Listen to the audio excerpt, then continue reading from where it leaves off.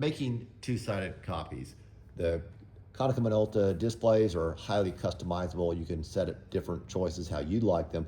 I prefer this basic screen, but you could do the quick copy or whatever.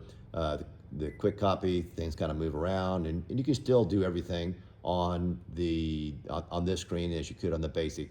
I just find the basics, for me, it's a little easier laid out. I've made my default that my copies are going to be black and white, that I'm going to choose letter size, and my originals are one-sided, and I want my output to be one-sided. But if I wanted to make, say, one-sided to two-sided, I'd hit this and so forth. Let me enlarge the zoom up here a little bit so you have a little better feel for what I'm talking about. So again, my original to my output. So my original is one-sided, my output or my copies are one-sided.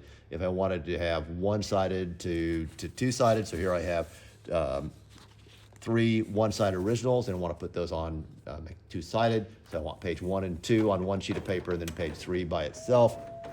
I could do that. So I'll go ahead and hit the start button. It's going to feed the page 1 and 2 and 3 in. It's going to make page 1 and 2 on a two-sided piece of paper, and then page 3 will be a single-sided, just the way I would want it. So here I have my completed copies, page 1, page 2, page 3. I told them I just wanted black and white, so it didn't do it in color.